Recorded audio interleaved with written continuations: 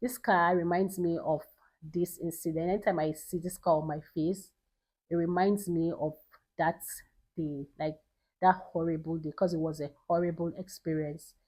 I do not wish it on anyone. Like the trauma that day, the fear, the fear that gripped me, the pain on my nose. I was really bleeding. I was so much in pain, but the fear I felt that day overshadowed the pains I was feeling. Like,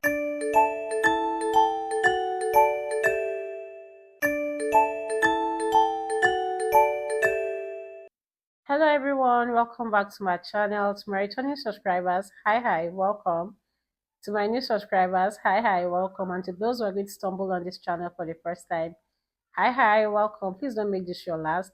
Kindly consider subscribing to my channel. On this channel, we keep it real, we keep it simple, we keep it as it is. Trust me, we are going to love you here. So, you guys, today's video is a story time. I'm sure you guys have already seen the topic. It's a story time, a true life story of what happened to me, and I'm on here to share with you guys.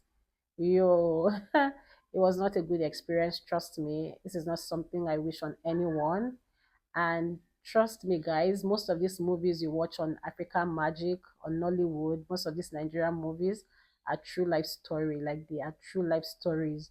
Because what happened to me, what happened to us was just like an African magic movie. It was just like a movie. So it was on a Saturday evening. I remember vividly Saturday evening. Myself and my friend. By the way, I went to my friend's house for sleepover. So it was myself and my friend and our elder sister. We were going to the salon. My friend's elder sister decided to drop us off because she was going out to run some errands. So myself and my friend went to the salon to make our hair because it was a Saturday evening to prepare for Sunday's service, which was the next day. So we left my friend's mom at home. Her friend came visiting. My friend's younger brother, the dad was not around. He traveled for work. So when we got back from the salon, we met my friend's elder sister at home. She was back from running her errands, so she was in the house. So we went, came in. We saw them watching movie. Decided to go inside to freshen up. They came out for dinner. So after dinner, we sat down, watched some couple of movies, and we decided to go inside the room to sleep. So before then, it was like about 10 p.m. because usually at night we release the dogs. Yeah, it was an estate. It's a fenced apartment, well gated, well fenced. Yeah. So we decided to release the dogs because usually at night we release the dogs. So we started hearing the dogs bark at about past 11 to 12. The dogs were barking, and it was a lot. Usually the dog barks at night, especially when they hear footsteps. They usually bark at night. But that night, the barking was just too much. It was a lot, and we knew something was off. And we decided to like come downstairs. I came downstairs with my friend, and my friend's mom was also downstairs, and the eldest sister too was downstairs. Like, why is this dog barking? Like, why are the dogs barking? And the next thing we heard a gunshot. Hmm. You guys, we heard the gunshots. We're like, oh my god, I think it's armed robbers. After a while, the dogs kept barking. We heard like very loud stamp, like someone had jumped into the compound from the fence. The next thing we heard another gunshot. They had shots at the dogs, and the dogs stopped barking. That was when we knew that, you know what, we're in trouble. Like, these guys are not here to play. More this matter tie wrapper.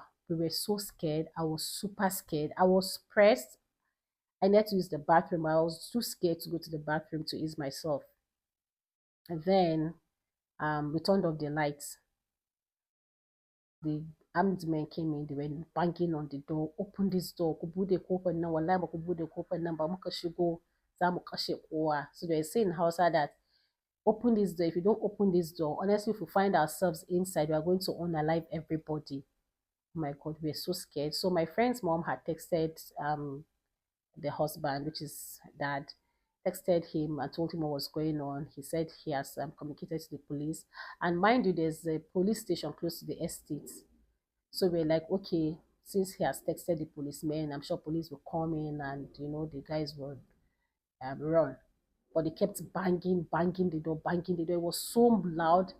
And they were like, if we don't open the door, if they find their way in, they're going to unalive everybody. So my friend's mom had to open the door.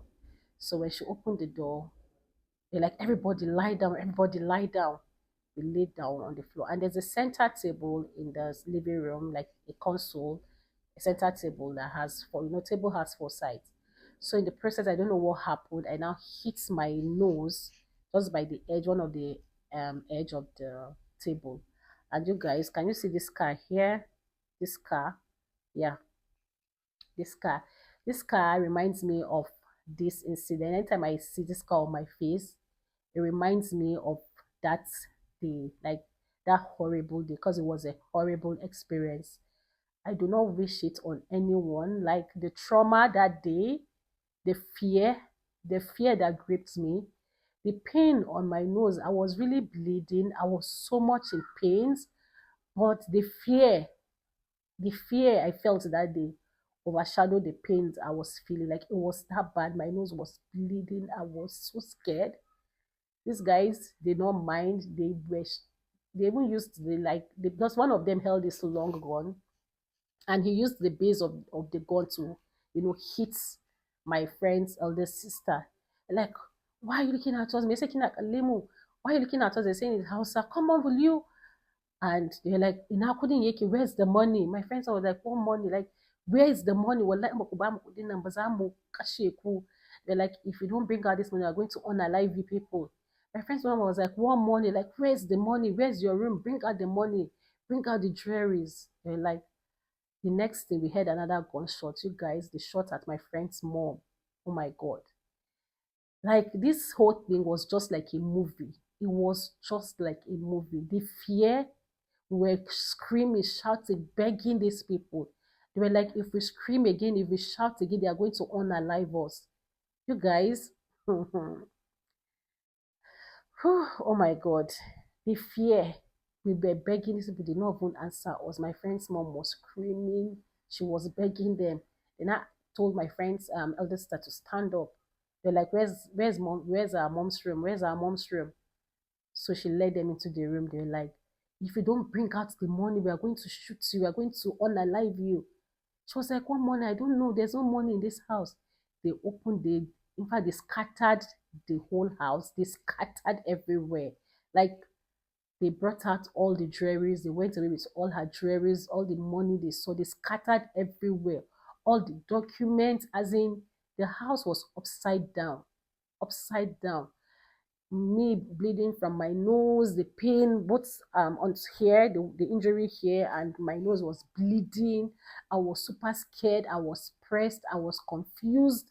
In fact, no, it's not a good experience. Like it was not a good experience at all. So we were like, they collected the things that they found in the room as the jewelry, the some of the money they saw, and they made away with it. The next we started hearing siren, like the sound of a police vehicle. This whole thing, they got access into the room at about 12 midnight. They did not leave till like past 1 a.m. And like I said, there's a police station close to the estate. Then the estate was still developing, it was a new estate that was just developing. But there's a police station close to the estate, like let's say like a 10 minutes distance from the estate. Yeah. Policemen did not come till this armed men, armed robbers successfully did what they came to do. That was when the policemen arrived and they took us, myself, my friends. In fact, we all went to the hospital. We couldn't even sleep in the house. Anyways, we went to the hospital first. So thankfully, the cut I had on my nose was not very deep, so they didn't have to stitch the area. They just treated it, used plaster and cotton wool. They just treated it and then gave me injection, gave me some pain meds. Then the next morning, they operated on my friend's mom and they were able to remove the bullet. Thankfully, the police came, even though they came late.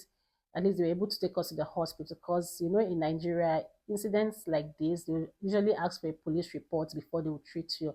So imagine losing so much blood, having to go to the police station for police reports, all of those back and forth. But because the policemen were with us, we were able to, get a quick response from the hospital, and they were able to treat us immediately. At least we were able to stop the bleeding and all of that. They were able to remove the bullet from the leg, and thankfully it did not affect her bones, so it was by her lap area. So they removed the bullets, and she stayed in the hospital for about a week or so, and she was discharged. You guys, that experience that day, up until today, if I see a gun, I'm still scared of a gun. Just the sight of a gun scares me. Like, it scares me. If I see a policeman holding a gun, it terrifies me. Like, it sends shiver down my body, from my head to my body. Up until today, this has happened for many years, but I am still very scared of guns.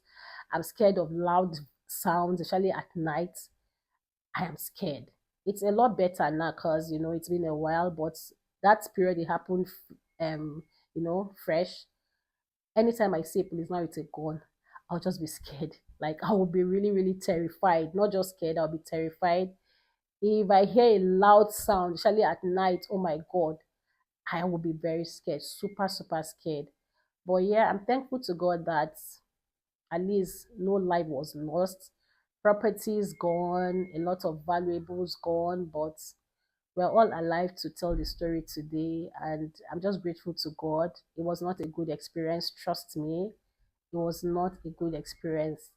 Imagine these things you see in movies, like you watch on Nollywood, African Magic, you watch on in the movies happening live to you. Can you imagine the trauma, the pains, the God, it's a lot. It's a whole lot. But I'm just thankful to God that I am alive today. We all are alive to tell the story, and I just want to thank God on behalf of myself, my friends, and her family, that we did not lose our lives during the course of this whole robbers experience. But I really, really wish the policemen came a lot earlier. I wish they came earlier. If they had come a lot earlier, wouldn't have, there wouldn't have been a lot of losses. Like, they would have been able to retrieve most of the things, or even not all the things the armed robbers, made away with. But in all, we still thank God, right? Because yeah, it's better to be alive to tell the story than not to be alive. Yeah, so you guys, that was my experience with armed robbers, armed men in Nigeria. And I'm telling you for free that it is not a good experience. I do not wish it on anyone. Like I said, the estate was just it was a new estate, but I believe now, with the whole development and all of that, I believe now the estate is a lot more secure, that there will be a lot of people living in the estate. So yeah, anyways, that was my story. I just thought to come on here and share with you guys what your girl passed through. Yeah, someone will ask that were they able to catch the thieves or the armed robbers, the men and all? No, no. At least we did not get our properties back. We did not hear anything.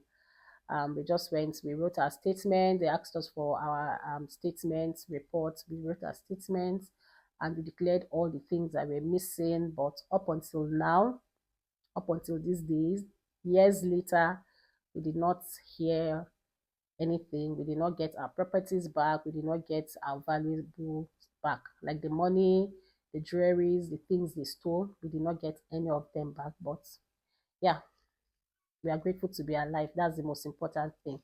So you guys, let me know what you think, and help me thank God in the comment section. Yeah, help me thank God in the comment section. So we've come to the end of today's video. Please don't forget to give me a thumbs up, share if you can, like, subscribe, and I'm going to see you all in my next one. Bye.